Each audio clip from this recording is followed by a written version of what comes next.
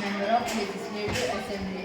భారతదేశంలో స్వాతంత్ర అనంతరం కూడా 11 ప్రెసిడెన్సీలుగా ఉండేవి. పరిపాలనా సౌలభ్యం కోసం 1956లో భాషా ప్రయుక్త రాష్ట్రాల ఏర్పాటుతో గ్రామాన్ని వార్డులుగా విభజించినట్లే రాష్ట్రాన్ని జనాభా ప్రాతిపదికన కొన్ని అసెంబ్లీ నియోజకవర్గాలుగా విభజించారు. ప్రతి అసెంబ్లీ నియోజకవర్గంలోనూ ఓటర్లందరూ రహస్య ఓటింగ్ ద్వారా, డైరెక్ట్ ఓటింగ్ ద్వారా తమ ఎమ్మెల్యేని ఎన్నుకుంటారు.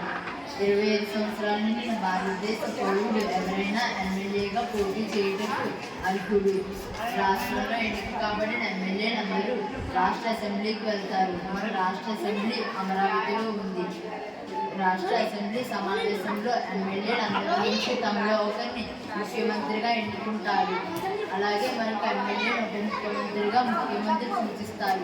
అలాగే ఎమ్మెల్యేల నుంచి ముఖ్యమంత్రి సూచన మేరకు ఆయా శాఖలకు మంత్రివర్గం ఏర్పాటు చేస్తారు.